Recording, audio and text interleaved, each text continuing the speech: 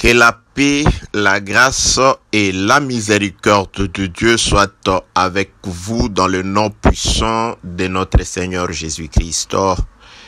Depuis la Chine, je vous ai présenté par cette salutation le désir le plus ardent de mon cœur. Que Dieu vous assiste, que Dieu vous bénisse, que Dieu protège vos cœurs, que votre vie soit sous la bénédiction et la protection de l'Éternel dans le nom puissant de notre Seigneur Jésus-Christ.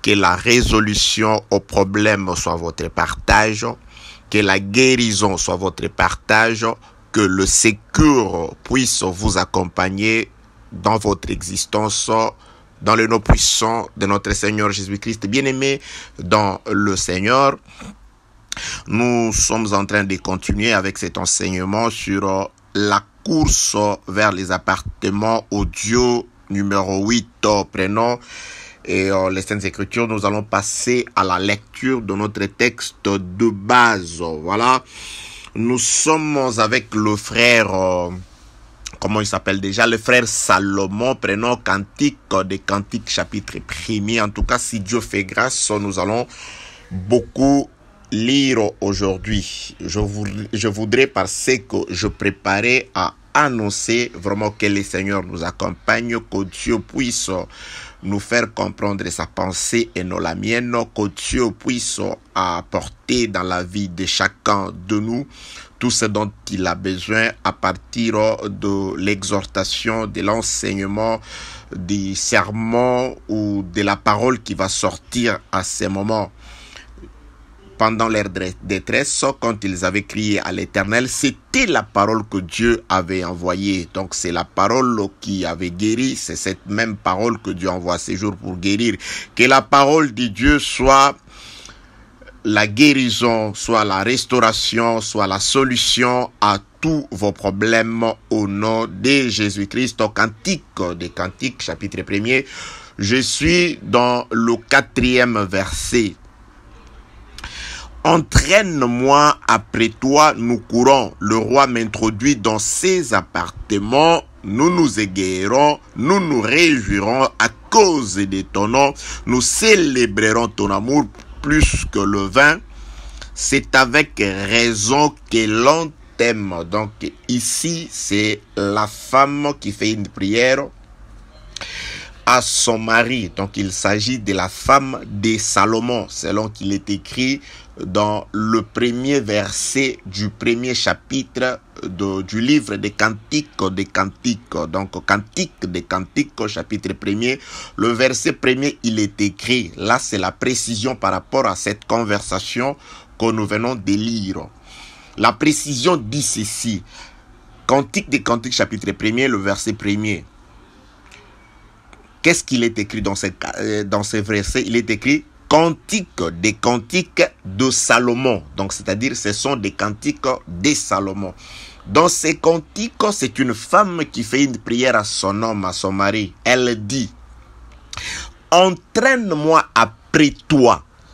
Donc, la femme veut que l'homme puisse l'entraîner avec lui. Entraîner quelqu'un, c'est-à-dire ramener quelqu'un avec soi. Prendre quelqu'un sous sa responsabilité, prendre quelqu'un et l'entraîner dans son élan.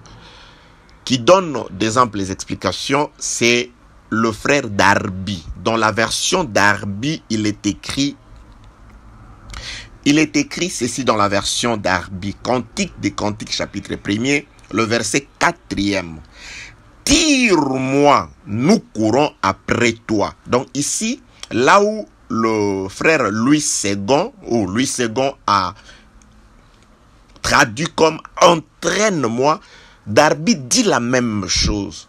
Mais il donne l'explication où il le dit avec d'autres termes. Tire-moi, c'est-à-dire la femme se retrouve dans une certaine position, soit elle est tombée, ou elle est assise, ou elle se trouve dans un trou, dans une prison, dans une impasse.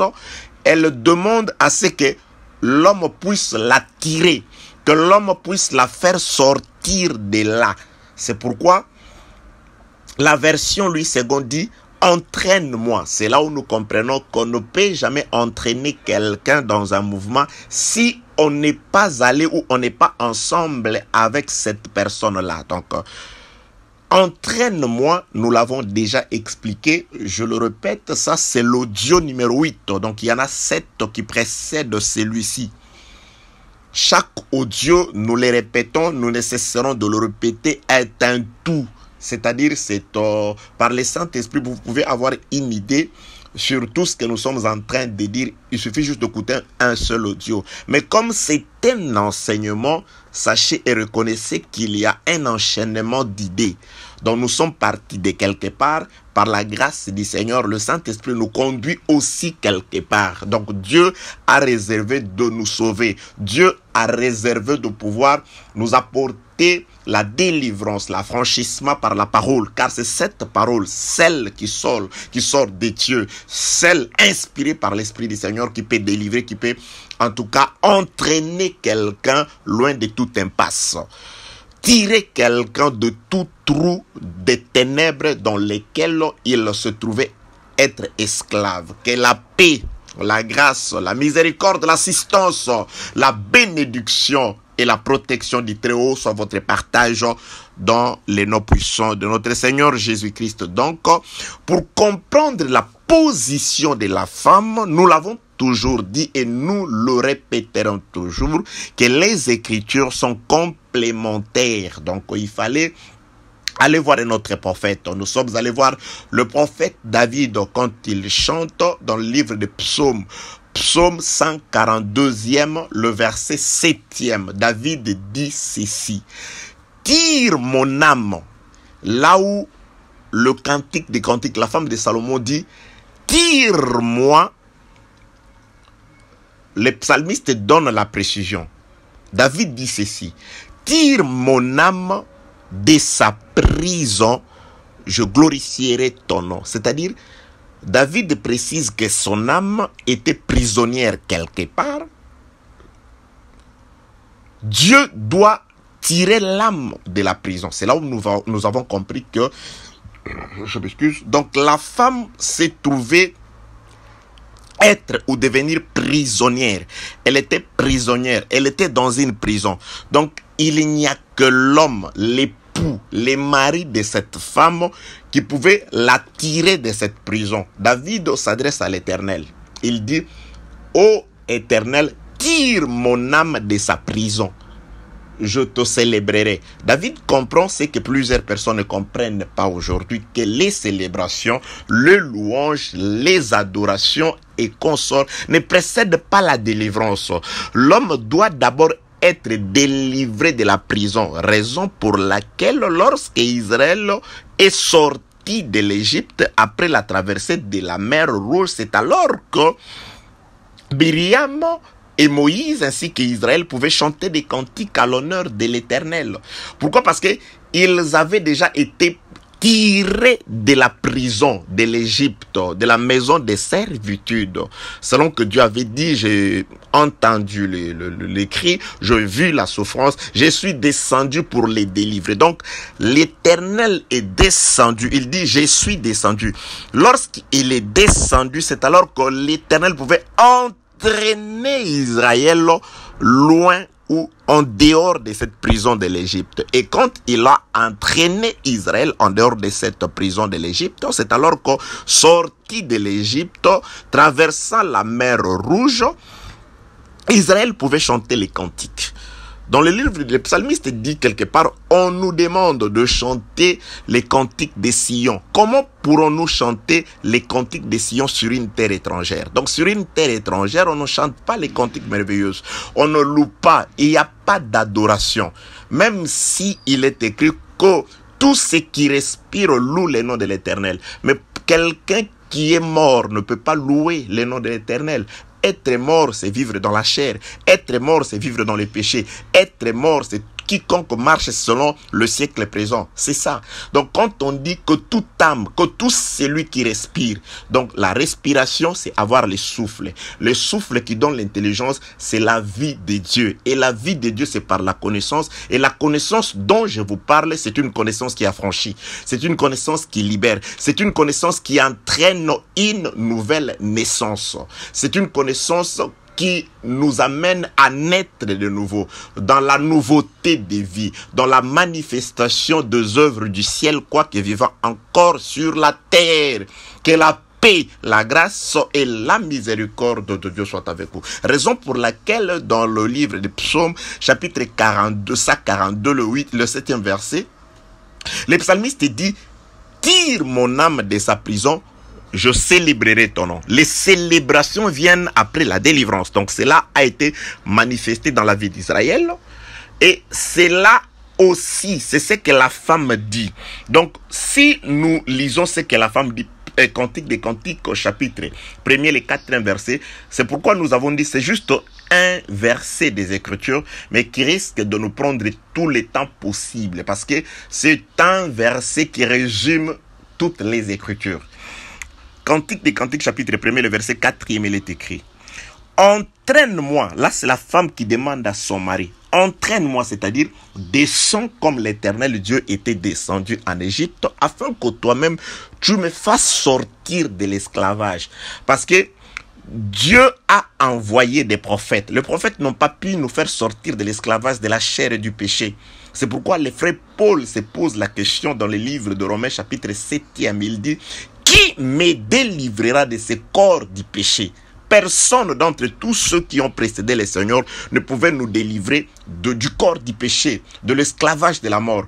Romains chapitre 8, le premier et le 2e verset, il donne la réponse: gloire soit rendue à notre Seigneur Jésus-Christ, car point de condamnation pour tout celui qui est en Jésus-Christ. Donc la délivrance du corps dans les corps du péché, la délivrance dans la prison ne venait qu'avec le Seigneur Jésus-Christ. Donc que la paix, la grâce et la miséricorde de Dieu soient avec vous. Bien-aimés, je ne vous presse que Jésus. Donc dans tout ce que j'ai dit, je veux juste élever Jésus. Dans tout ce que je vais vous dire, je veux juste que Jésus-Christ soit créé soit fondé dans votre cœur. Car est apôtre celui qui construit Jésus-Christ dans le cœur du peuple. Que la paix, la grâce et la miséricorde de Dieu soient avec vous. Cantique des Cantiques, chapitre 1er, le 4e verset. La femme dit: entraîne-moi. Après toi, nous courons. Le roi m'introduit dans ses appartements. Donc, c'est-à-dire, il y a une course qui précède l'introduction dans les appartements. Et il y a une délivrance qui précède la course. Quoique le thème est la course vers les appartements, mais il faut que la délivrance intervienne premièrement. Et il n'y a pas de délivrance si Dieu ne voit pas la souffrance, s'il n'entend pas les cris, s'il ne compatit pas dans son cœur, et qu'il descend pour entraîner la femme loin de ses trous, loin de la prison.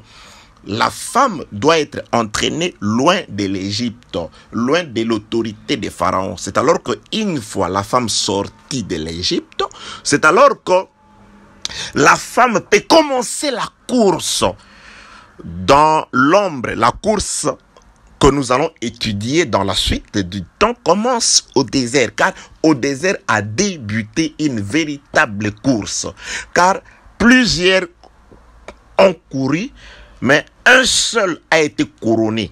Dans l'ombre, le couronnement s'était hérité Canaan, car la promesse visait Canaan.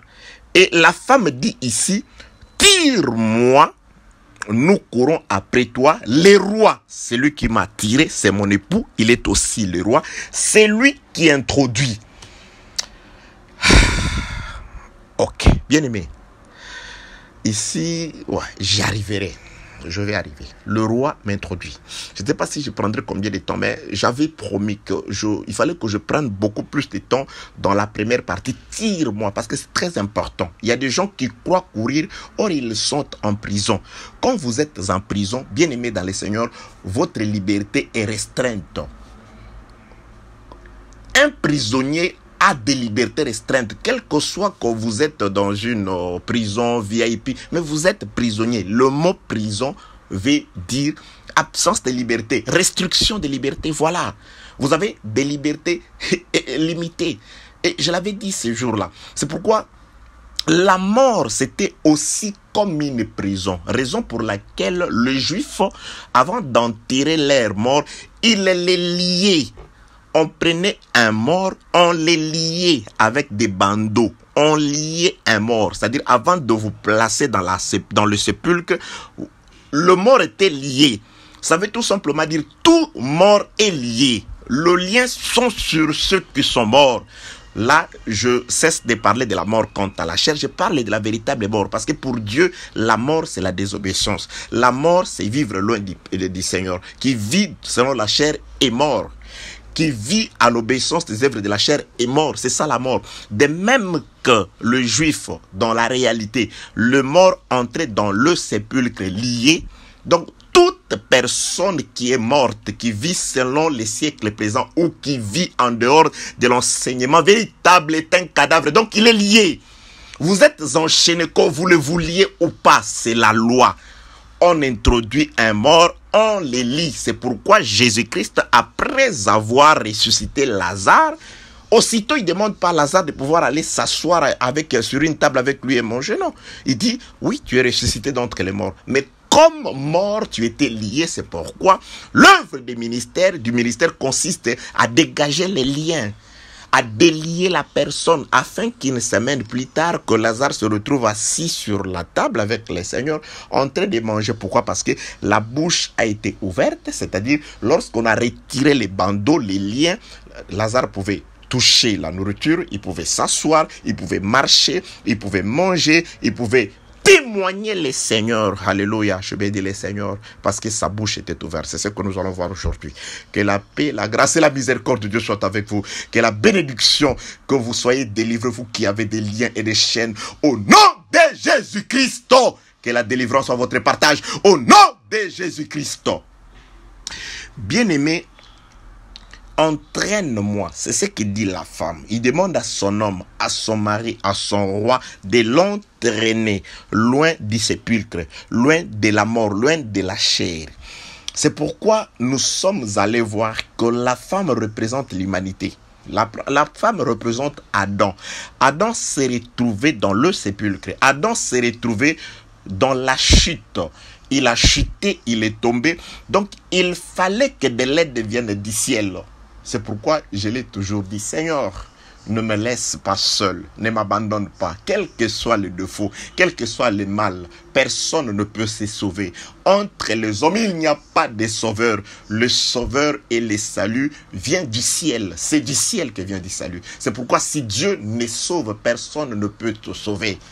Si Dieu ne te délivre, personne ne peut te délivrer. Certainement, Dieu utilise les hommes pour délivrer, mais c'est Dieu qui délivre. C'est le nom de Dieu, Jésus-Christ, qui délivre, qui libère. C'est le nom de Dieu, Jésus-Christ. Oui, c'est ce nom. Il n'y a du salut sous le ciel que dans le seul nom de Jésus. Il n'y a que dans le nom de Jésus-Christ que les hommes guérissent, que les hommes sont sauvés, que les hommes sont délivrés, que les hommes peuvent être tirés de là. Que les âmes des prisonniers peuvent être retirées de leur prison. Que la paix, la grâce, la miséricorde, l'amour, la protection et la délivrance de Dieu soient votre partage dans le nom puissant de notre Seigneur Jésus-Christ. Bien-aimés dans le Seigneur, comment est-ce que la femme s'est retrouvée prisonnière? Nous l'avons expliqué. Ça, c'est la chute d'Adam. C'est pourquoi nous avons donné beaucoup de passages des Écritures. Nous avons expliqué, en tout cas, de plusieurs façons. Nous continuons, mais nous allons, je crois, si Dieu accomplit ce que je préparais aujourd'hui, mettre un point virgule par rapport à la première partie des tirés et nous entrerons dans la course proprement dite. Prenons ce qui est écrit dans les livres d'Ézéchiel.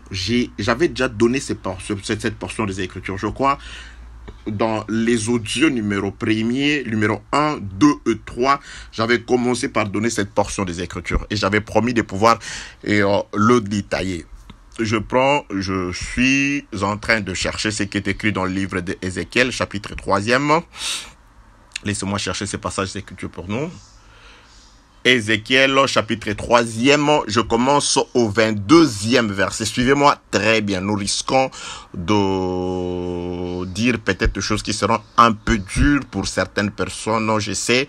Et je suis au courant de vous qui nous écrivez, de vous qui nous appelez, de vous qui nous contactez par direct, soit directement ou soit par l'intermédiaire des autres personnes pour nous faire comprendre que la parole vous plaît, que la parole vous la recevez, que la parole vous aide, que Dieu vous bénisse, que Dieu vous fortifie, que l'Esprit du Seigneur vous aide à comprendre la parole, à aimer la parole, surtout à marcher selon la parole. Car notre mission sera accomplie lorsque cette parole deviendra chère en vous. Lorsque cette parole sera vraiment non seulement écoutée, mais que cette parole vous servira à changer de direction. Que cette parole vous servira à abandonner certaines choses et à comprendre ce que Dieu veut pour l'homme. Et à vous conduire jusqu'au bon port ou au port désirable. Là où vous allez prendre les bateaux, là où vous allez prendre ce qu'il faudra afin de pouvoir vous amener dans le pays, véritable pays de Dieu. Ézéchiel chapitre 3e, je commence au 22e verset, il est écrit. Là encore la main de l'Éternel fut sur moi et il me dit, lève-toi, va dans la vallée. Et là, je te parlerai. Je me levai et j'allai dans la vallée, et voici la gloire de l'Éternel y apparut, telle que je l'avais vue près du fleuve de Kédar, près du fleuve du Kébar. Alors je tombai sur ma face, l'Esprit entra à moi et me fit tenir sur mes pieds, et l'Éternel me parla et me dit, va t'enfermer dans ta maison, fils de l'homme. Voici, on mettra sur toi des cordes avec lesquelles on te liera, afin que tu n'ailles pas au milieu d'eux. J'attacherai ta langue à ton palais pour que tu sois muet et que tu ne puisses pas le reprendre, car c'est une famille de rebelles. Que la paix, la grâce et la miséricorde de Dieu soient avec vous. Nous avons commencé à donner cette explication. Nous avons dit que premièrement, ici, Ézéchiel, d'après ce qui est écrit dans les livres toujours d'Ézéchiel, je crois chapitre 12e, le verset 11, où Ézéchiel dit, Dieu dit à Ézéchiel, tu seras un signe pour ce peuple. C'est-à-dire, ce qui arrive à Ézéchiel est un symbole pour le peuple. Donc, Ézéchiel représente tantôt Dieu comme prophète, tantôt le peuple. Ézéchiel qui va entrer dans la maison qu'on va lier et qui deviendra muet représente aussi le peuple. J'ai déjà expliqué comment est-ce que Ézéchiel représentait aussi notre Seigneur Jésus-Christ. En ce qui concerne le peuple, donc Ézéchiel, Dieu lui demande d'abord, il dit, descends dans la vallée. Exactement ce qui est arrivé dans la vie d'Adam. Parce que Adam était sur la montagne, la sainte montagne de Dieu. Aujourd'hui, la sainte montagne de Dieu, c'est l'obéissance à la parole du Seigneur. Lorsque vous obéissez à la parole, vous êtes sur la montagne de Dieu. Et sur la montagne de Dieu, l'homme est roi. L'homme est protégé. Parce qu'il y a là l'arbre de vie. Adam était sur la montagne. Mais Dieu ne pouvait pas punir Adam aussi longtemps que Adam se retrouvait sur la montagne. Il fallait que Dieu fasse descendre Adam dans la vallée. C'est-à-dire, Adam descend dans la vallée. J'avais expliqué, oui, j'ai pris beaucoup de temps dans les audios précédents pour expliquer cet acte prophétique de Dieu. Parce que Dieu pouvait s'adresser à Ézéchiel aussi longtemps qu'il n'était pas dans la vallée, dans le trou. Mais Dieu dit à Ézéchiel d'abord d'effectuer. Tout geste, tout acte d'un prophète est une prophétie, est un message. Ézéchiel doit quitter la surface élevée pour descendre dans la vallée. Lorsqu'il descend dans la vallée, donc c'est-à-dire la descente de la vallée parle de la chute. Donc c'est la chute d'Adam. Mais ici, Ézéchiel ne descend pas dans la vallée de son propre gré. Mais il est descendu, c'est Dieu qui le lui demande, descend dans la vallée. Lorsque Ézéchiel descend dans la vallée, c'est là que la parole de l'Éternel le trouve. Il dit, ok, va t'enfermer dans ta maison. Ézéchiel ne pouvait pas devenir prisonnier dans sa propre maison si Dieu ne l'avait pas d'abord fait descendre dans la vallée. Adam ne pouvait pas aussi être chassé du jardin si Dieu n'avait pas permis que Adam descende dans la vallée. La descente d'Adam dans la vallée, c'est la chute d'Adam, c'est le péché d'Adam, c'est la désobéissance d'Adam. La désobéissance d'Adam est-elle venue de Dieu, du serpent ou d'Adam lui-même? La réponse est dans les Écritures, qui dirait qu'une chose arrive si l'Éternel Dieu ne l'ordonne. Je veux ouvrir une parenthèse pour vous dire ceci, bien aimé. Avant que la mort, avant que Adam puisse exister, Dieu avait déjà créé la mort. Parce que les premiers enseignements de Dieu à Adam, c'était un enseignement de la mort. Il lui dit, tu manges de tout. Mais le jour où tu mangeras de cet arbre-là, tu mourras. Dieu lui parle de la mort. C'est-à-dire, Adam, avant le péché, Dieu lui avait déjà présenté la mort. C'est-à-dire, la mort existait déjà. La mort était là. Et Dieu lui a dit, tu vois cet arbre-là? Le jour où tu consommes le fruit, la mort qui est là va dominer sur toi. C'est-à-dire, la mort était là. Dieu avait déjà créé la mort. C'est-à-dire, Adam, en venant dans le jardin, il avait trouvé que la mort était là. Dieu il a placé la mort était là. Mais il dit, entre-temps, aussi longtemps que tu ne manges pas de ces fruits, la mort est là, mais il ne fait rien sur toi. C'est pourquoi nous disons ceci. Même dans l'église, je m'en vais exhorter, frères et sœurs, la malédiction est là. Tout ce qui est mauvais est là. Mais quand tu marches dans la crainte de Dieu, tu es sous la protection. Oui, dans les jardins, la mort était là. Oui, Dieu présente la mort à Adam. Il dit, tu vois, le jour où tu mangeras, tu mourras. C'est-à-dire, la mort était déjà là. Dieu n'a pas créé la mort après les péchés d'Adam. Non, la mort était là. Il était bien là avant le péché. Et je vous dirai, la mort est un homme. Épargnez-moi la grammaire des hommes où la mort est au féminin. Non, je parle de la mort comme une puissance. Je parle de la mort comme un homme. Parce que la vie, c'est un homme. La mort, c'est aussi un homme. La vie, c'est le Seigneur Jésus-Christ. Et la mort, c'est le diable. Qui dit, c'est Jésus. Jean chapitre 10, verset 10. Le diable ne vient que pour tuer, pour égorger, pour détruire, pour ruiner. Donc, le diable, c'est la mort. Et le Fils de l'homme est venu afin que vous ayez la vie et la vie en abondance. Donc, Jésus, c'est la vie. Et le diable, c'est la mort. C'est-à-dire, le diable était là. Mais aussi longtemps que Adam restait dans l'obéissance de la parole, le diable n'avait pas d'autorité sur Adam. Donc, Dieu a réalisé la mort avant que Adam ne pêche. Qui dirait qu'une chose arrive? Donc, Dieu avait préparé, parce que la mort, la vie devait agir. Mais aussi longtemps que la mort n'est pas intervenue, la vie n'interviendra pas. Qui le dit? C'est toujours le Seigneur Jésus-Christ. Lorsqu'on lui a fait savoir que Lazare, ton ami, celui que tu aimes, est malade, quand Lazare est mort, Jésus-Christ dit, je me réjouis de ce que je n'étais pas là. Donc, on a prévenu Jésus que la mort est en train de rôder tout autour de Lazare. Au lieu d'aller, d'empêcher la mort, non. Jésus a laissé que la mort atteigne d'abord l'homme de Lazare. Ensuite, lui, la vie vient intervenir afin que le nom de Dieu soit glorifié. Tu vois ce qu'a fait Jésus? C'est exactement ce que Dieu avait prêt. Il a permis la chute d'Adam. Lorsque Adam chute, c'est alors que la vie vient pour ressusciter Adam aujourd'hui. Et nous glorifions la vie, nous glorifions le Seigneur, nous glorifions Dieu. Mais d'abord, c'était la mort. Dieu a permis. C'est pourquoi il dit à Ézéchiel, descends dans la vallée. Donc, le mouvement de la chute d'Adam, c'est voulu par Dieu. C'est préparé par Dieu. Parce que la vie était là, la mort était là. La mort est venue le premier pour faire son travail et la vie est venue après pour donner la vie en abondance. Que la paix, la grâce et la miséricorde de Dieu soient avec vous. Qu'est-ce qui est arrivé? La mort était là, mais la mort n'avait pas de force, de puissance, d'autorité sur Adam, aussi longtemps qu'Adam n'avait pas encore péché. Lorsque Adam pêche, Dieu va armer la mort. Dieu va armer. Bien aimé, c'est Dieu.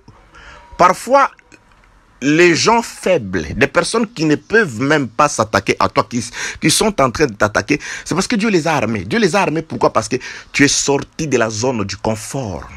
Tu es sorti de la forteresse de la protection. La forteresse de la protection, c'est la parole, c'est l'obéissance. Tu es sorti de l'obéissance. Tu es sorti de la crainte de Dieu. C'est pourquoi Dieu, conformément à sa parole, il a armé la mort, il a armé les maladies, il a armé la souffrance, il a armé tout ce qui est en train de pouvoir te frapper. L'objectif, c'est de ramener dans l'obéissance. L'objectif, c'est de te ramener dans la crainte de Dieu. L'objectif, c'est de te ramener à honorer Dieu, à glorifier Dieu, à sanctifier Dieu. Parfois à partager le blé. Peut-être tu es un ministre, tu as la parole, tu as la grâce. Mais aussi longtemps que tu n'es pas capable de pouvoir distribuer cela, la malédiction sur toi. Parce que celui qui retient le blé est maudit. Que la paix, la grâce et la miséricorde de Dieu soient avec vous. Tout celui qui sait faire le bien et ne le fait pas comme un péché. Tu sais faire le bien, tu peux exhorter les gens, tu peux servir des modèles dans ton quartier, dans ton coin, dans ton église, par ton comportement, mais tu ne le fais pas. Tu marches comme tous les hommes, c'est pourquoi la malédiction sur toi. Oui, Dieu a dit à Paul, il te sera difficile de régember contre les aiguillons. C'est-à-dire, celui qui est appelé par Dieu ne peut pas résister à la parole de Dieu. La parole de Dieu, pour toi, c'est aussi des aiguillons. Si tu vas aller à gauche, il te pique de manière à te ramener dans la droiture. Tu ne peux pas te révolter contre les aiguillons. Ça, quand tu es un appelé, quand tu es l'Esprit de Dieu, c'est comme ça. Tu seras soumise à la parole de Dieu. Que la paix, la grâce et la miséricorde de Dieu soient avec vous. Suivez-nous très bien. Nous sommes dans Ézéchiel chapitre 3e. Ézéchiel chapitre 3e, le verset 22e. Dieu demande à Ézéchiel d'abord, avant d'aller en prison dans sa propre maison, de descendre dans la vallée. Descend. C'est-à-dire, Dieu ordonne la chute d'Ézéchiel. Il laisse la montagne, la sainte montagne, il descend dans la vallée de l'ombre de la mort. Bien-aimés, nous étions, vous savez, qu'est-ce qui est arrivé dans la bataille entre David et Goliath? La Bible déclare, les deux peuples, les Philistins et les Israélites, étaient positionnés chacun ou chacune sur l'une des deux montagnes. La vallée les séparait et quelqu'un d'entre les Philistins descendu dans la vallée. Il dit que le plus fort d'entre vous descende dans la vallée, pour venir me vaincre afin de pouvoir libérer les peuples qui sont sur la montagne. C'est-à-dire, la victoire d'Israël ne se trouvait pas sur la montagne, mais la victoire se trouvait dans la vallée. Le plus fort était celui qui laisserait la montagne, descendrait dans la vallée, qui allait vaincre dans la vallée et remonterait dans la vallée. Donc il fallait descendre dans la vallée. Si on posait la question à un enfant d'Israël, mais pourquoi descendre dans la vallée? Oui, parce que celui qui descendra dans la vallée, qui va vaincre dans la vallée, c'est celui-là qui nous libérera. C'est celui-là qui nous rendra maître de nos ennemis. C'est celui-là qui va nous faire profiter du butin de nos ennemis. Donc celui-là, le plus fort, doit descendre. Ça veut tout simplement dire la mort. Et la solution du peuple était dans la vallée. Nous étions esclaves dans la vallée. Nous étions assujettis dans la vallée. Il fallait qu'un plus fort d'entre nous, Jésus-Christ, puisse laisser le ciel et qu'il descende dans la vallée de l'ombre et de la mort et que là, il est sorti vainqueur. Il nous a libérés. Aujourd'hui, nous sommes plus que vainqueurs. Aujourd'hui, nous marchons sur le serpent, nous marchons sur le scorpion, nous marchons sur toute la puissance de l'ennemi parce que quelqu'un a quitté le ciel où il est resté. Il nous a suivis dans la vallée afin d'accomplir la prière de la femme de Salomon, Cantique des Cantiques chapitre 1 verset 4. Entraîne-moi. Lorsqu'il est descendu Jésus-Christ, il nous a trouvés morts dans les sépulcres, nous étions morts quant à nos œuvres. Jésus-Christ nous a entraînés avec lui. Aujourd'hui, le frère Paul nous voit assis dans les lieux célestes avec le Seigneur. Spirituellement, nous sommes assis avec le Seigneur. Spirituellement, il nous a entraînés dans son mouvement. Il nous a tirés de la mort. Que la paix, la grâce et la miséricorde de Dieu soient avec vous. Dieu dit à Ézéchiel, descends dans la vallée. Et quand il descend dans la vallée, c'est dans la vallée que Dieu commence à prophétiser. Voilà, tu vas entrer en prison, chez toi, on va t'enchaîner, toutes ces choses. Et les plus importants, ici, Dieu lui dit la chose la plus, en tout cas, la plus néfaste pour lui. Il dit, je suis dans le livre d'Ézéchiel, chapitre 3e, verset 25e. Fils de l'homme, voici, on mettra sur toi des cordes avec lesquelles on te liera, afin que tu n'ailles pas au milieu de verset 26. J'attacherai ta langue à ton palais, pour que tu sois muet et que tu ne puisses pas le reprendre, car c'est une famille de rebelles. Donc, lorsque Ézéchiel, qui tupifie Adam, descend dans la vallée, on va faire quelque chose. On va attacher, quoique il va être enfermé dans une maison, c'est la prison. Il sera ligoté, c'est aussi la prison. Mais on va attacher sa langue. Il va devenir muet. On va attacher sa langue. Bien aimé, je vous assure, vaut mieux que tu sois attaché partout, sauf la langue. Pourquoi la langue? Parce que lorsqu'on a attaché la langue d'Ézéchiel, ça veut dire que Dieu a cessé d'écrire.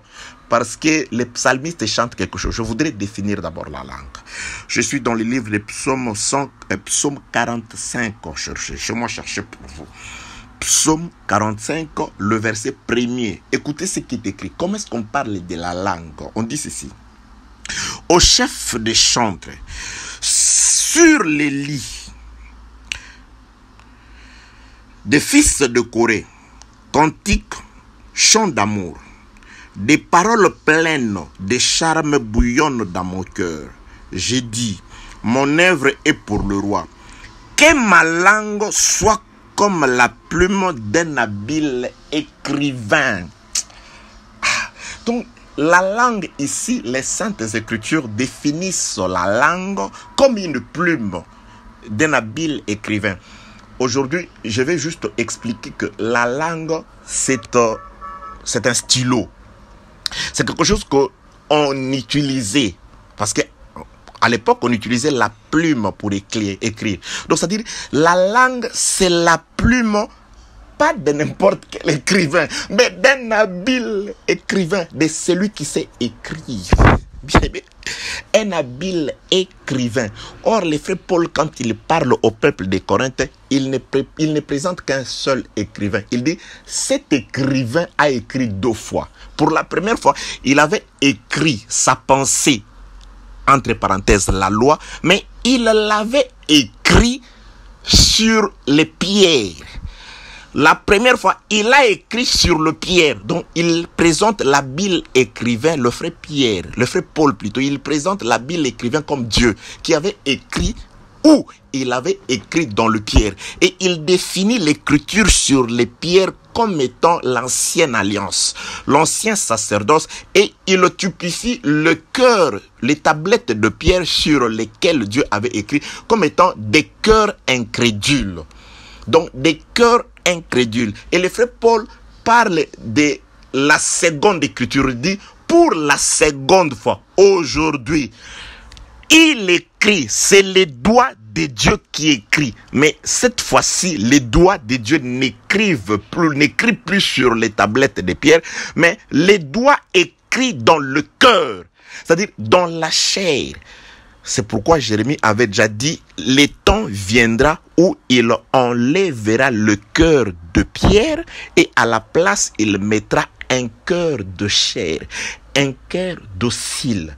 L'accomplissement de Joël qui a été prononcé par Pierre le jour où le Saint-Esprit est descendu, Dieu répandra de son esprit sur toute chair. Donc là, le frère Pierre faisait la différence entre la pierre, le cœur incrédule et la chair. La chair, c'est le cœur. Donc, c'est-à-dire, Dieu écrit dans le cœur. Il écrit dans le cœur. C'est ça l'esprit qui descend. Lorsque l'esprit descend, l'esprit écrit. C'est pourquoi le psalmiste dit que ma langue soit comme la plume d'un habile écrivain. Je suis allé là-bas. La plume d'un habile écrivain, c'est les doigts de Dieu qui écrit. Et aujourd'hui, les doigts de Dieu écrit à travers l'œuvre des ministères. Ce que je suis en train de faire, bien-aimé, je suis en train d'écrire dans vos cœurs. Ce que j'écris, c'est le nom de Jésus. C'est la parole du Seigneur. Et mon écriture être accompagné de l'Esprit de Dieu. Cet esprit qui va faire bouillonner votre cœur. Cet esprit qui va dire à ton cœur que la vie que tu mènes n'est pas juste. Ce que tu fais, ce n'est pas ce que nous faisions lorsque nous étions à l'éternité. Cet esprit, c'est pourquoi la parole de Dieu, elle doit convaincre. La parole de Dieu, elle doit bouger les cœurs. La parole de Dieu amène soit un sentiment de satisfaction pour tout celui qui vit selon la parole du Seigneur et un sentiment de tristesse pour tout enfant de Dieu qui s'est écarté de la voie du salut. Il écoute tes reproches, le cœur s'attriste. Et la tristesse, selon Dieu, conduira certainement la personne à la repentance. Que la paix, la grâce et la miséricorde de Dieu soient avec vous. Donc, nous sommes allés là-bas uniquement pour chercher la définition de la langue. Parce que dans tout ce qu'on fait à Ézéchiel, j'ai dit la chose la plus néfaste, c'était de pouvoir lier la langue, faire de lui un muet. C'est-à-dire, Dieu avait cessé d'écrire. Lorsque Adam est descendu dans la vallée, c'est-à-dire après la chute d'Adam, Adam s'est retrouvé prisonnier. Prisonnier comment? Oui, Dieu a dit à Adam, tu retourneras à la poussière. Donc Adam est devenu prisonnier de la poussière et il a ordonné au serpent, alors serpent, tu vas manger la poussière. C'est ce qu'il avait dit à Adam. Le jour où tu désobéiras, tu mourras. C'est-à-dire là, Dieu a armé la mort dans la personne du serpent. Il dit, serpent, tu vas commencer à manger la poussière. Ça, c'était une ordonnance que Dieu avait écrite. Il avait donné l'autorité au serpent. Il dit, comme il est devenu la poussière, bon, ça va. Moi, je retire de mon souffle, je retire la vie et la mort domine sur Adam. La mort a dominé sur Adam. Dieu a placé une autorité sur Adam. Dieu a placé Adam sous l'autorité, sous tutelle de la mort. La mort a régné, la mort a dominé, les ténèbres ont couvert la terre. Que la paix, la grâce et la miséricorde de Dieu soient avec vous. Donc, depuis ces jours-là, Adam est devenu non seulement prisonnier, ligoté, mais Adam a perdu ce qu'on dit en français, il a perdu le verbe. Il a vu sa langue liée, bloquée dans son palais, dans la bouche. C'est-à-dire, Dieu a cessé d'écrire. Or, bien-aimé, là où la plume n'écrit pas, la vie n'existait pas. La vie vient par l'écriture de Dieu. Lorsqu'il a voulu manifester la vie dans l'ombre, Dieu a fait monter Adam. Il a fait monter Moïse. Moïse est monté pour la première fois. Dieu a taillé de pierres célestes.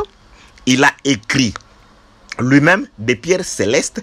Dieu a taillé des pierres célestes. Il a écrit. Moïse descend avec le pierre. Il trouve le peuple dans le péché. Moïse va prophétiser la mort de Jésus. Il va briser le pierre céleste avec l'écriture de Dieu. Or, le pierre céleste qui a été brisé par Moïse, c'est tout simplement le Seigneur Jésus-Christ. Il dit, je suis le pain qui est descendu du ciel. Jésus-Christ est venu du ciel et quand il est descendu, à cause du péché, Jésus-Christ qui était la tablette de Dieu a été brisée sur la terre. Et lorsque Jésus-Christ a été brisé par la mort, et quand Jésus-Christ remonte, cette fois-ci, Dieu dit à Moïse, maintenant toi tu vas tailler des pierres. Tu vas tailler des pierres, c'est-à-dire que tu vas prendre des ministres. Jésus-Christ, quand il s'en va, il prend des dons. Aujourd'hui, le ministère, ce sont Dieu, ceux qui sont partis avec Jésus-Christ, des hommes de la terre. Dieu a écrit, maintenant Moïse descend cette fois-ci avec des tablettes qui étaient sur la terre, qui sont montées au ciel, sur lesquelles Dieu a écrit. Et maintenant ces tablettes sont descendues. Dieu aujourd'hui est en train d'enseigner avec ces tablettes-là. Donc, étant monté au ciel, dit le frère Paul dans le livre d'Éphésiens chapitre 4 à partir du verset 10, il a pris des captifs. C'est-à-dire, le ministre, ce sont des captifs que Dieu a pris. Il les a amenés là-bas. Et quand il les a conduits là-bas, Dieu a écrit. C'est-à-dire, ce sont des gens qui ont assisté dans le conseil de Dieu, qui ont écouté Dieu parler et qui ont vu la parole du Seigneur. Et quand ils descendent, ils disent exactement aux hommes la parole de Dieu. La parole de Dieu. Ils répètent exactement ce qu'ils ont vu au ciel. Que la paix, la grâce et la miséricorde de Dieu soient avec vous. Donc, lorsque Ézéchiel devient muet, c'est-à-dire on va lier sa langue, c'est-à-dire Dieu a cessé d'écrire. C'était les temps où il n'y avait plus d'écriture. L'écriture, c'est la vie. Parce qu'on dit à Daniel, celle ça, plusieurs liront, et ceux qui liront, la connaissance augmenteront. Donc, c'est-à-dire, c'est dans les Écritures que se trouve la vie. C'est dans les Écritures que se trouve la vie. C'est pourquoi Jean pouvait pleurer. Jean n'avait pas pleuré parce que les gens avaient faim.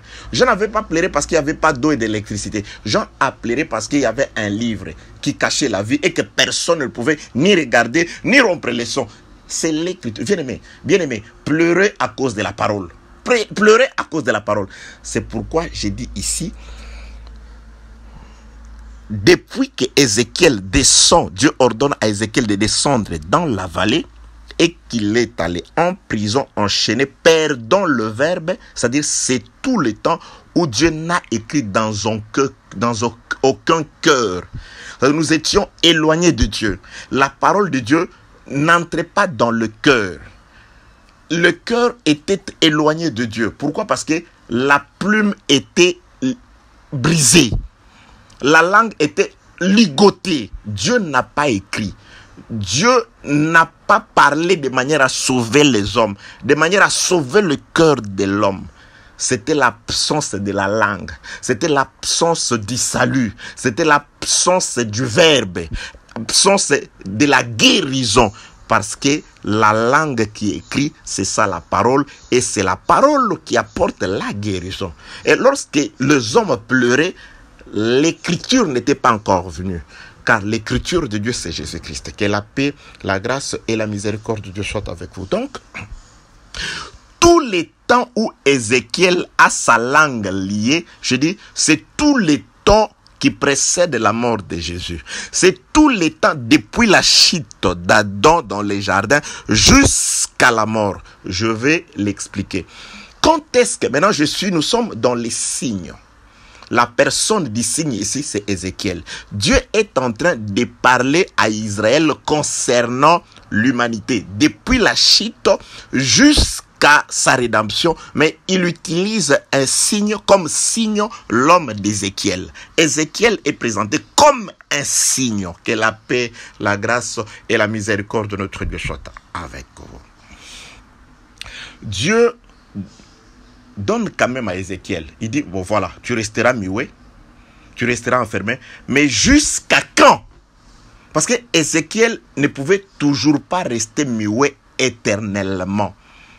L'homme qui était tombé, Dieu est amour. Et j'ai dit ceci, bien aimé, écoutez, je suis dans la réjouissance parce que si vous lisez les livres de la Genèse, chapitre 2e, vous allez vous rendre compte que Dieu n'a pas planté les jardins pour les animaux. Non, non, non. La Bible déclare, lorsque Dieu a formé Adam et qu'il a soufflé dans Adam, Adam devenant un être vivant, Dieu alla planter les jardins. C'est-à-dire, Dieu avait planté les jardins pour Adam. Le jardin, c'est une maison d'Adam. C'est-à-dire, Adam qui est chassé, c'est une perte temporaire. C'est momentané. Bien aimé, momentanément, nous avons été éloignés de Dieu. Momentanément, il nous avait chassés. Mais comme les jardins avaient été plantés en notre nom, au temps marqué par le Père, nous hériterons de ce qui est à nous. Par le péché, Adam a été chassé. Mais Dieu, il ne répand pas de son don. Il avait déjà fait à Adam les dons du jardin. Les dons du jardin d'Éden. Donc, au moment opportun, Dieu va ramener Adam. C'est pourquoi, lorsque le moment est accompli, Dieu est descendu lui-même pour appeler Adam. C'est pourquoi, là, je suis en train de te rappeler. Toi, pour qui Dieu a préparé les jardins. Toi, pour qui les appartements ont été construits. Je te dis tout simplement, abandonne tout ce que tu fais. Tout ce qui ne cadre pas avec la parole du Seigneur. Abandonne de vivre selon la chair. Laisse d'écouter les hommes. Laisse de suivre les hommes. Abandonne avec la mauvaise vie dans laquelle tu vis. Il faut retourner. Il y a une maison. Ta maison, le jardin est pour toi. C'est pourquoi tout celui pour qui Dieu avait planté les jardins retournera au jardin. Oui, il y a les vases de la miséricorde et les vases de la colère. Les vases de la miséricorde, incrédules ou pas, au moment opportun, ils se rappelleront de la parole. Ils retourneront.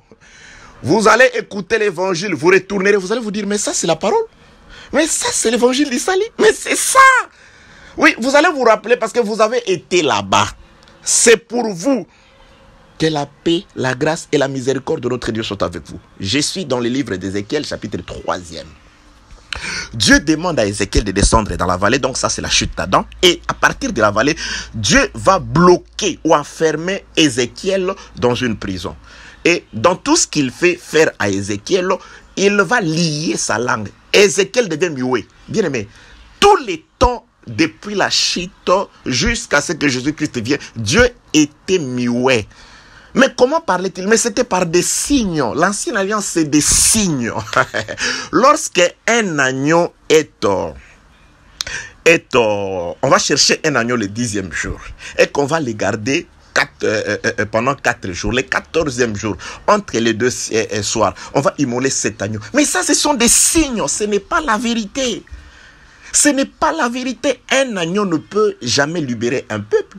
Mais Jean-Baptiste présente l'agneau, il dit, mais voici la réalité des signes auxquels vous vous adonnez. Toute l'ancienne alliance est composée de signes. Et si on ne mettra pas des espèces de semences dans un champ, mais c'est des signes. Dieu ne se met pas en peigne du champ naturel. Plante ton champ. Vas-y, allez-y, mettez dedans les maïs et les haricots et les arachides, il n'y a pas de souci. Ce n'est pas de ces champs-là, mais le véritable champ de Dieu qui est l'église, une seule sémence, la parole de Dieu, ça suffit. C'était des signes. Donc c'était comme Zacharie, avant le jour de la circoncision de son fils Jean, Zacharie parlait des signes. Parlait par des signes jusqu'au jour où on devait donner les noms. Or, en Israël, on donnait les noms le jour de la circoncision. C'est le jour où Zacharie parle. Et quand Zacharie parle, il cesse d'écrire sur des tablettes. Là, Zacharie utilise la langue pour écrire. Jean, il utilise la langue pour écrire. Il va utiliser la langue. Que la paix, la grâce et la miséricorde de Dieu soient avec vous. On vérifie le temps. Nous avons vraiment beaucoup de choses à dire aujourd'hui. Il nous reste moins de 15 minutes. Voilà. Donc nous étions en train de dire ceci. Ézéchiel, on lui demande de faire quoi? De descendre dans la vallée. Quand Ézéchiel descend dans la vallée, Dieu lui demande d'aller s'enfermer dans la maison. De rester fermé dans la maison, de ne plus sortir et d'être lié. On lui liera des cordes et le plus grave, c'est on va lier aussi sa langue, il devient muet. Donc, il ne va continuer à agir que par des signes. Donc, il reste muet jusqu'à quand? Lisons les Écritures. Je suis dans le livre de Ézéchiel, toujours, je lis Ézéchiel chapitre 24. Laissez-moi chercher Ézéchiel chapitre 24. Voilà. C'est un peu difficile à trouver, mais je vais trouver. Ézéchiel chapitre 24. Et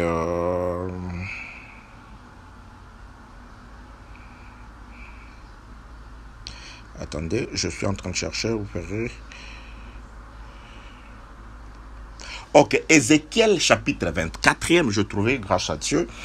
Je commence au 20e verset. Nous allons faire une lecture un peu longue que d'habitude. Ézéchiel chapitre 24, je commence au 20e verset. Vous savez, bien aimé, j'ai toujours insisté. Ceux qui nous connaissent savent que nous répétons à plusieurs reprises les passages d'écriture parce que vous devez vérifier ce que nous sommes en train de dire. Ézéchiel chapitre 24, le verset 20, il est écrit. Je leur ai répondu. La parole de l'Éternel m'a été adressée en ces mots. Dis à la maison d'Israël, ainsi parle le Seigneur l'Éternel, voici, je vais profaner mon sanctuaire.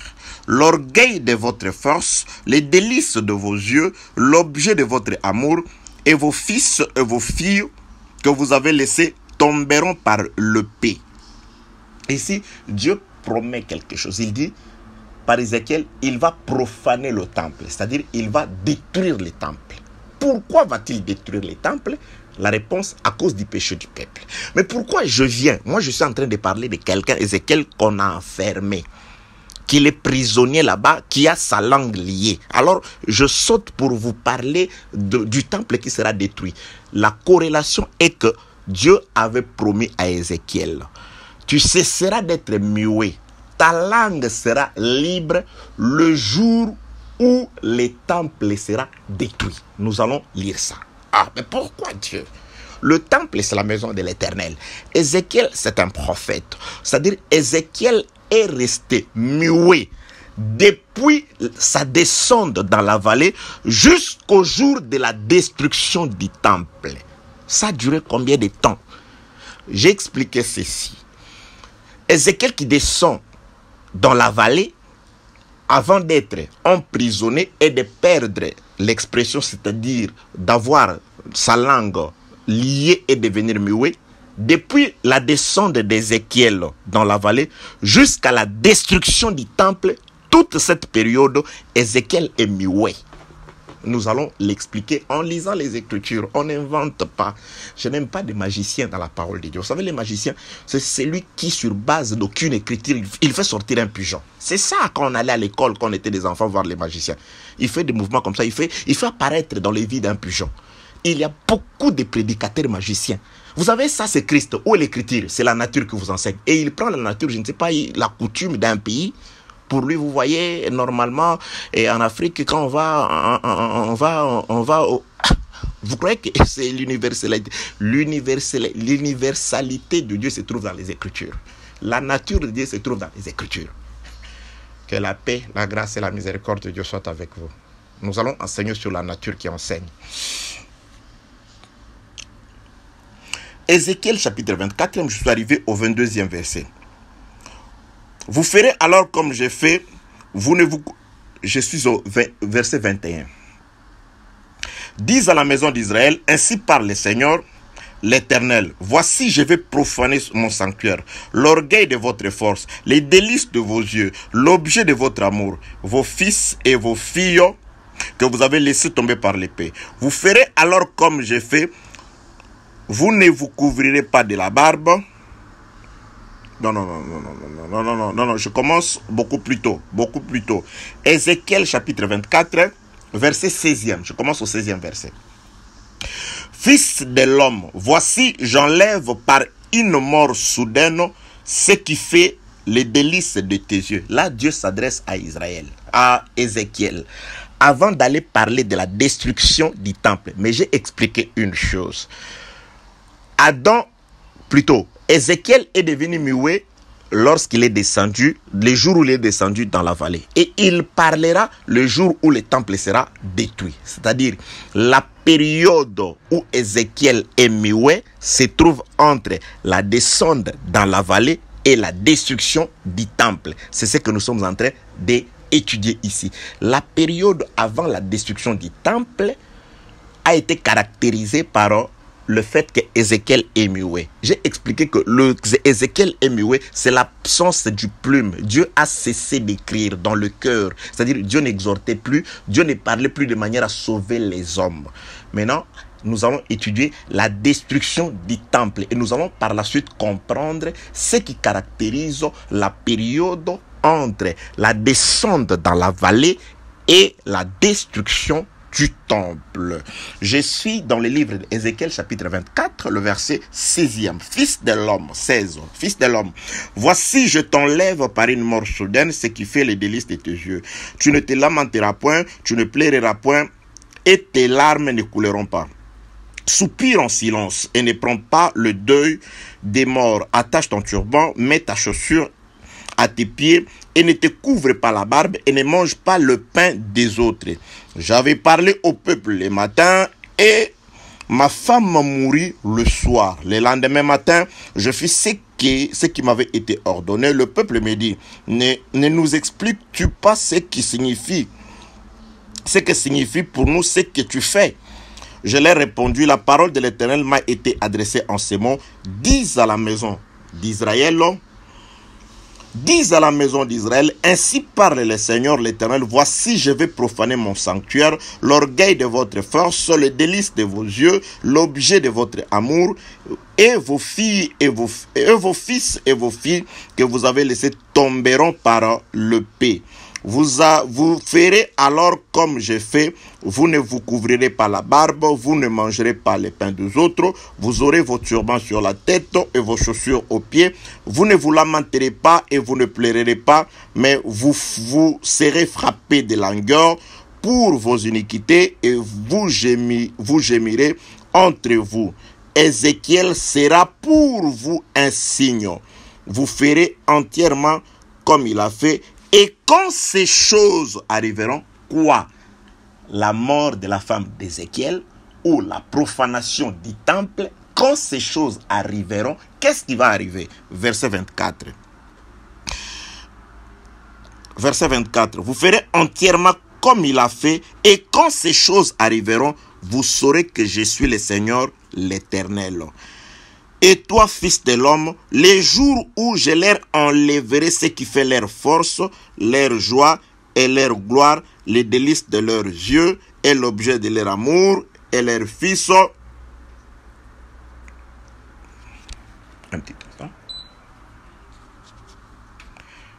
Et toi, fils de l'homme, verset 25e, le jour où je leur enlèverai ce qui fait leur force, leur joie, leur gloire, leurs délices, leurs yeux et l'objet de leur amour, leurs fils et leurs filles. Ce jour-là, un fuyard viendra vers toi pour te l'annoncer à tes oreilles. En ces jours, ta bouche s'ouvrira avec le fuyard et tu parleras et tu ne seras plus muet. Tu seras pour eux un signe et ils sauront que je suis l'Éternel. Donc, Dieu explique, c'est clair et c'est simple. J'aime le Saint-Esprit quand tu le simplifies la parole, car la Bible déclare, la bouche du sage rend la science aimable. Le ministère, c'est le sage, et la bouche du ministère doit rendre la parole attrayante, doit rendre la science aimable. Les gens doivent aimer l'évangile en vous écoutant parler. Quand les gens vous écoutent, même ceux qui obéissent pour la première fois, écoutent l'évangile pour la première fois, ils doivent vraiment avoir la soif de pouvoir encore écouter l'évangile. On ne doit pas compliquer les choses. Les ministères, c'est la langue des hommes pour sauver les hommes. Car la loi était la langue de Dieu incomprise des hommes. La grâce, c'est la langue. Dieu accepte de parler aux hommes comme l'homme. Il revêt la chair, il devient comme un homme, il mange comme l'homme, il marche comme l'homme, il s'habille comme l'homme, il dort comme l'homme, il est fatigué comme l'homme, afin de sauver l'homme. C'est ça le ministère, différemment de la loi de Moïse, où Dieu est resté sur la montagne, il a parlé, interdisant aux gens de s'approcher de la montagne, sémant la terreur. L'évangile ne sème pas la terreur, mais l'évangile, c'est Dieu qui se simplifie, c'est Dieu qui explique les choses. Allons-y. Ézéchiel qui descend dans la vallée et devient muet, c'est Adam qui va pécher, à qui Dieu va priver la vie, c'est-à-dire la parole. Il devient esclave de la mort. C'est ça Ézéchiel qui descend dans la vallée. Ça correspond à Adam qui pêche. Et Dieu donne la rédemption d'Ézéchiel. Il dit, la langue sera libre. C'est-à-dire, je ouvrirai ta langue. Tu pourras encore écrire le jour où le temple sera profané. Et Dieu fait correspondre la profanation du temple à la mort de la femme d'Ézéchiel. Bien, mais ça, c'est un enseignement, en tout cas, j'aime ça. Donc, nous comprenons que Ézéchiel qui perd sa femme, Dieu le fait correspondre à Israël qui perdra le temple. Donc, ce qu'était la femme d'Ézéchiel pour Ézéchiel, c'est ce qu'était le temple pour Dieu. Or, le temple, c'est là où Dieu avait mis son nom. Le temple, c'était le lieu d'exaucement.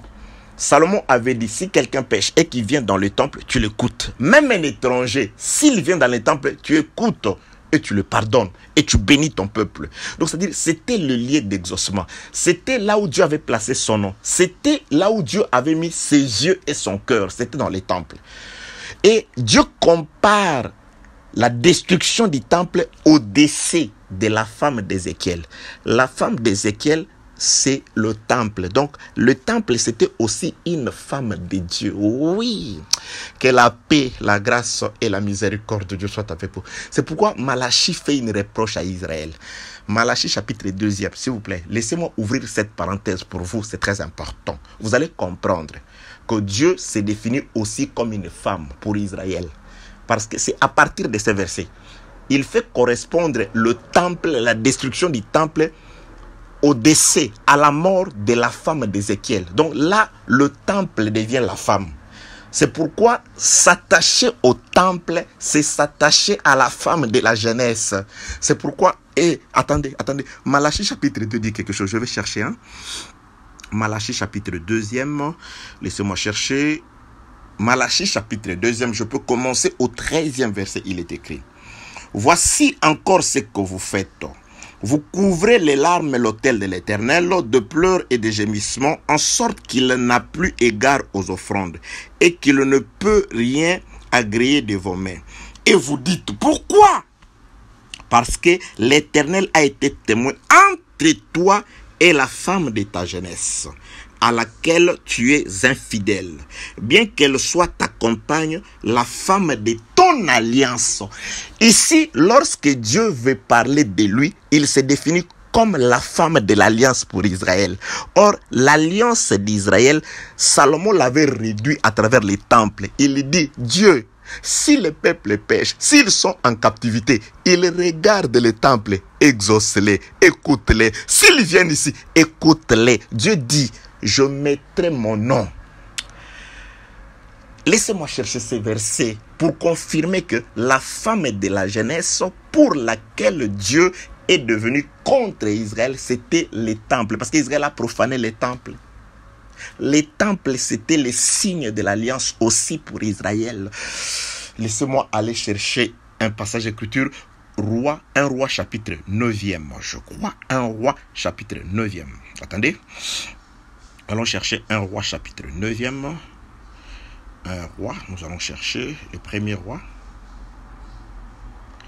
Un roi chapitre 9e.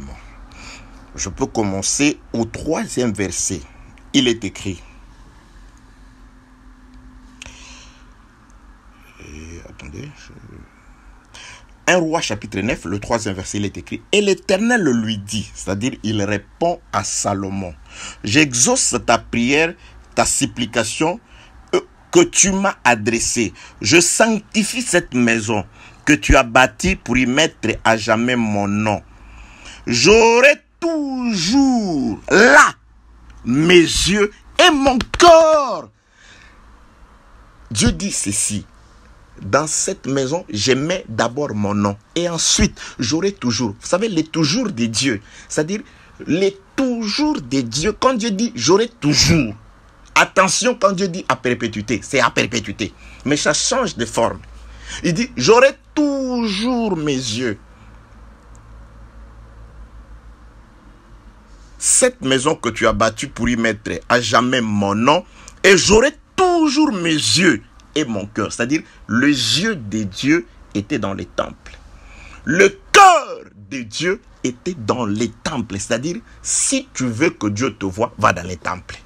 Et si tu veux recevoir le cœur de Dieu, va dans les temples. C'est-à-dire, le cœur, c'est l'amour. Ce n'est pas moi qui le dis. Le cœur, c'est les sources de vie. Oui, c'est le livre des Proverbes. Proverbes chapitre 4. Je suis dans les temples parce que c'est Dieu qui fait correspondre la femme d'Ézéchiel au temple. Il dit, la femme d'Ézéchiel meurt, c'est le temple qui sera détruit. C'est pourquoi, bien aimé, ok, je vais arriver là-bas, peut-être dans le prochain audio. Je vais vous parler de la résurrection de la femme d'Ézéchiel, parce que la femme d'Ézéchiel doit ressusciter. C'est dans les Écritures. Elle restera morte pendant 3 jours. Elle ressuscitera dans les Écritures. Le temple sera détruit pendant 3 jours. Après 3 jours, elle va être rebâtie. Le temple doit être rebâti. Mais quel temple? Le temple matériel? Non.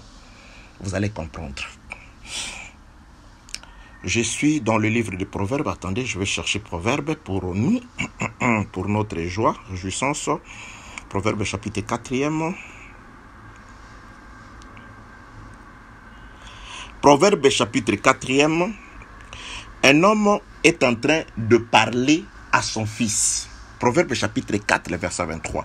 Garde ton cœur plus que toute autre chose, car de lui viennent les sources de vie. C'est du cœur que viennent les sources de vie. Maintenant, Dieu dit à Salomon, dans les temples, j'aurai mes yeux. Et dans les temples, j'aurai mon cœur. Je mets mon cœur à toujours. Et mes yeux. Ces deux choses-là, les yeux et le cœur. Or, le cœur ici, c'est la source de toute vie. Proverbe chapitre 4, verset 3. Garde ton cœur plus que toute autre chose, car de lui viennent les sources de vie. Source de vie, vient du cœur. Pas du cœur de l'homme, mais du cœur de Dieu. Et le cœur de Dieu était dans les temples. Les yeux de Dieu étaient dans les temples. Mais Dieu a promis quelque chose contre ces temples-là. Nous allons lire. Je rentre dans le livre de Nombres de 1 Roi chapitre 9. 1 Roi chapitre 9e. 1er Roi chapitre 9.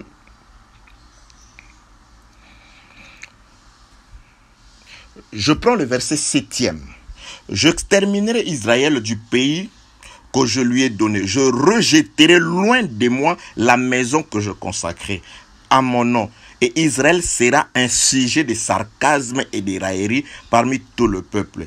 Si haut placée qu'elle ait été cette maison, quiconque passera près de la maison sera dans l'étonnement et sifflera. On dira, pourquoi l'Éternel a-t-il ainsi traité ce pays et cette maison? On répondra, parce qu'ils ont abandonné l'Éternel, les dieux. Bien-aimés dans le Seigneur, Dieu promet déjà, il avait déjà promis. Il dit, quoique j'aurai mes yeux et mon cœur pour toujours dans cette maison, mais si Israël pêche, qu'est-ce que Dieu ferait? À cause du péché d'Israël, Dieu promet, dit, je rejetterai cette maison au loin. C'est-à-dire, Dieu va arracher la maison et il va la jeter très loin. Dieu qui prend la maison et qui la jette très loin. Or, nous avons compris toujours dans le livre de 1 Roi chapitre 9, le verset 3e, Dieu promet que dans cette maison, il y a ses yeux, il y a des sources de vie, il y a son cœur. Quand Dieu jette les temples, c'est-à-dire Dieu jette aussi ses yeux, c'est pourquoi le frère Pierre dit, Dieu a porté les regards chez les nations afin de trouver un peuple qui porte son nom. Aujourd'hui, les regards de Dieu, après que eux aient détruit le véritable temple qui est le Seigneur Jésus-Christ, Dieu a pris le temple, la grâce, ses yeux et son cœur, il l'a balancé au loin. Le peuple qui était au loin, c'est nous, c'est l'Église. Nous étions éloignés d'Israël, nous étions très loin. Aujourd'hui, à cause de leur péché, parce qu'ils ont péché, Dieu a accompli 1 Roi chapitre 9 verset 7. J'exterminerai Israël du pays que je lui ai donné. Je rejetterai loin de moi la maison que je consacrais. La maison a été jetée loin. Aujourd'hui, le lieu d'exaucement qui était en Israël est loin chez les nations. Les yeux de Dieu qui étaient sur Israël est loin chez les nations. Le cœur de Dieu qui est la source de vie qui était en Israël est chez les nations. Alors vous allez voir quelqu'un acheter les billets, prendre des valises, il va prier dans les murs de Jérusalem, dans les murs de lamentation de Jéricho. Il va chercher les tombeaux de Jésus. Il va chercher, vous êtes dans les chaos. Vous cherchez celui qui est vivant au loin parmi les morts. Là-bas, c'est Ichabod. La maison n'est plus là-bas. Que la paix, la grâce et la miséricorde de Dieu soient avec vous. Nous sommes arrivés là-bas pour faire correspondre la maison à la femme d'Ézéchiel. Dieu dit ceci à Ézéchiel. Tu resteras muet jusqu'au jour où la maison sera détruite. Lisez Ézéchiel chapitre 33. Vous allez vous rendre compte que le jour où le roi Nebuchadnezzar est arrivé, il a détruit les temples, renverser les murailles d'Israël, profaner les temples, soutirant ce qui était à l'intérieur du temple, les ustensiles du temple. Quand il est venu, ces jours-là, un fuyard est sorti de Jérusalem. Il est venu annoncer à Ézéchiel. Qu'est-ce qu'il est venu annoncer à Ézéchiel? que la ville a été prise, le temple a été détruit, c'est-à-dire la femme d'Ézéchiel mourait ce jour-là. La mort de la femme d'Ézéchiel, qui correspond à la destruction du temple de Jérusalem, parle aussi de l'abolissement de l'ancien sacerdoce. Le roi Assyrus avait Vashti pour femme. Vashti, pendant que le roi avait besoin de lui, Vashti était attachée aux femmes. Au lieu d'aller vers le seul homme, Vashti était avec des femmes. Les femmes, c'est l'acte qu'avait fait Israël. Israël a abandonné la source de vie qui était le Seigneur, la parole de Dieu, pour s'attacher à des citernes crevassées. Des citernes crevassées, c'était des idolâtries du peuple, des mondes. Israël a voulu vivre comme les nations de la terre. Israël est allé auprès des dieux des hommes, le dieu de Baal, le dieu d'Astarté, tous ces dieux-là. C'était des femmes. C'était les nations n'avaient pas de semence, n'avaient la semence et n'a la semence jusqu'à ce jour que l'Éternel Dieu lui-même. C'est cet acte qu'avait fait la reine Vashti. La reine Vashti a refusé l'appel de l'homme pour s'attacher aux femmes. Israël a refusé Jésus-Christ pour s'attacher au dogme des hommes, pour s'attacher au raisonnement des hommes. C'est pourquoi on a écrit une lettre qui a aboli, qui a anéanti Vashti comme première femme. Et dans la même lettre, on a aussi écrit un édit qui demande à ce que Vashti soit remplacée. Donc, la lettre qui anéantit l'ancienne alliance, c'est la même lettre qui introduit, qui remplace Israël par une autre femme qui est meilleure, qui était Esther dans l'ombre, qui est l'Église aujourd'hui. La mort de Jésus-Christ qui est la véritable lettre, Jésus-Christ qui meurt à la croix, c'est l'anéantissement, l'abolissement de la femme d'Ézéchiel, c'est-à-dire le temple quant à la chair est détruit, Israël, son sacerdoce est fini et Jésus-Christ nous remplace. Nous qui n'étions pas la bien-aimée, nous qui étions la femme sans valeur, nous voici aujourd'hui prendre la place de celle qui était mariée. Que la paix, la grâce et la miséricorde de Dieu soient avec vous. Je m'avais résumé pour finir. Ézéchiel descend dans la vallée et un châtiment lui est donné. C'est-à-dire, il devient muet. Il perd la plume, il devient prisonnier et il reste muet depuis sa descente dans la vallée jusqu'au jour où sa femme meurt, jusqu'au jour où le temple est détruit. Et quand le temple est détruit, c'est alors que Ézéchiel reprend les verbes, reprend la parole, reprend la liberté. Bien-aimé, Adam est tombé, est devenu esclave, est devenu muet. Il a perdu le verbe, il a vu sa langue être liée lorsqu'il a chuté. Il est resté ainsi, prisonnier, ligoté, muet, jusqu'au jour de la destruction du temple. La destruction du temple parle de la mort de notre Seigneur Jésus-Christ, car c'est lui le véritable temple, selon qu'il a dit, détruisez ce temple, je le rebâtirai dans 3 jours. Il parlait du temple de son corps. Donc la véritable destruction du temple, c'est à la croix, c'est à Golgotha. C'est à Golgotha que Dieu a libéré la plume. C'est à Golgotha que la parole est redescendue aujourd'hui pour nous parler et écrire dans nos cœurs. Que la paix, la grâce et la miséricorde de Dieu soient avec vous. Bien-aimés, nous avons dépassé largement notre temps, donc nous allons revenir dans l'audio numéro 8 afin de pouvoir, et je ne sais pas si nous allons continuer, mais nous voulons vraiment commencer avec la course proprement dite. Mais avant tout, nous avons tenu à ce que nous sachions qu'on ne commence pas la course si on n'a pas le main aux pieds libérés. C'est ce que Jésus-Christ a dit à ceux qui étaient avec lui. Lazare, je l'ai déjà fait sortir de la tombe, mais il faut qu'il soit délié. Déliez-les et laissez-les marcher, laissez-les commencer la course. C'est pourquoi, lorsque Ézéchiel est descendu dans la vallée, ce qui était lié, c'était la langue. La destruction du temple délie la langue. Aujourd'hui, la langue est déliée. Nous étions esclaves. Pourquoi? Parce qu'on ne pouvait plus écrire. Maintenant, Dieu peut écrire. Et ce qu'il écrit, c'est la parole du salut. Ce qu'il écrit, c'est l'esprit qu'il est en train de répandre sur la chair du cœur de Dieu. Que la paix, la grâce et la miséricorde de Dieu soient avec vous dans le nom puissant de notre Seigneur Jésus-Christ.